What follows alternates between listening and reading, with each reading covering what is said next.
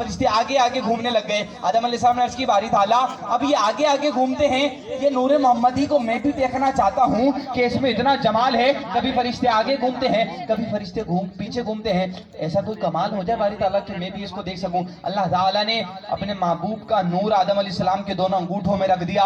آدم علیہ السلام نے نور محمدی کو دیکھ کر اپنے انگوٹھوں میں پہلے ہونٹوں سے چوما, پھر آنکھوں سے لگا لیا.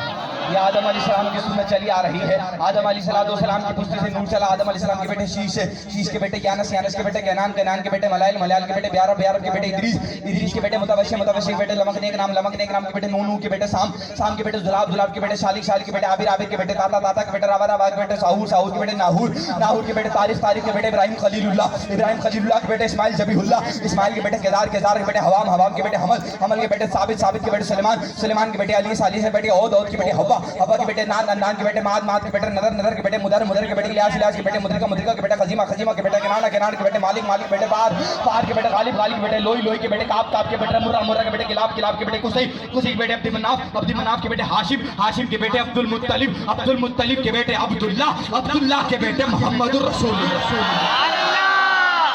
یہ نور وہاں سے چلتا ہوا آیا. جناب جب نبی پاک علیہ السلام کی ولادت ہوئی, اسی نور کے بارے میں میرے رب نے فرمایا قد جاءکم من اللہ نور, تمہارے پاس نور آیا. اور اسی نور کے بارے میں اماں آمنہ سلام اللہ علیہ فرماتی ہیں فخرج منی نور انک قد اضاء قصور الشام, میرے جسم سے ایک نور کا ظہور ہوا جس نے پورے ملک شام کے محلات کو روشن کر دیا. اور اسی نور کے بارے میں میں کہتا ہوں کہ بے کرے دلربا بن کے آیا, روح ارض و سما بن کے آیا. بے کرے دلربا بن کے آیا, روح ارض و سما بن کے آیا. ارے سب رسول خدا بن کے آئے, وہ حبیب خدا بن کے آیا.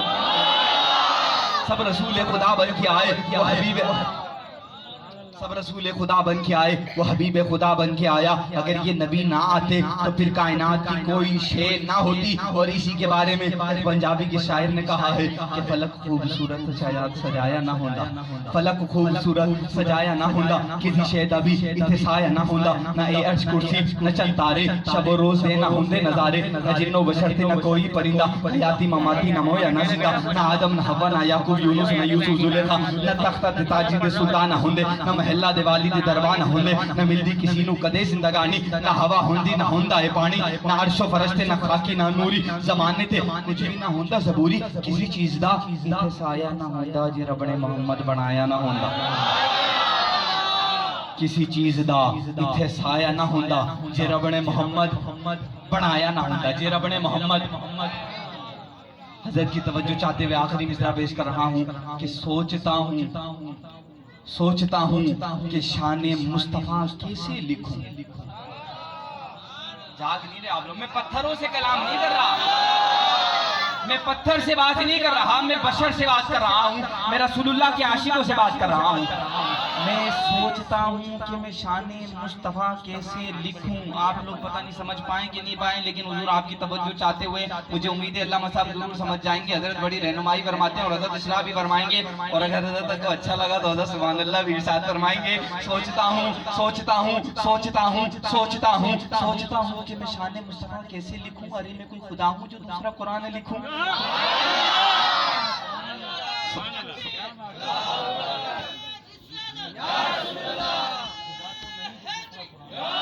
سوچتا ہوں کہ میں شان مصطفیٰ کیسے لکھوں. میں کوئی خدا تو نہیں کہ جو دوسرا قرآن لکھوں. اگر سمجھ آیا ہے تو مجھے بھی سمجھ آنا چاہیے کہ آپ کی سمجھ آیا ہے. میں کوثر و تسنیم و سلسبیل نہیں لکھ سکتا, میرے آقا میں آپ کی شان نہیں لکھ سکتا. میں کوثر و تسنیم و سلسبیل نہیں لکھ سکتا, میرے آقا میں آپ کی شان نہیں لکھ سکتا. اگر میں نچوڑ لوں دنیا کے سارے سمندر, میرے آقا میں آپ کے نام کی ایک میم بھی نہیں لکھ سکتا. میرے آقا میں آپ کے نام کی ایک میم بھی نہیں لکھ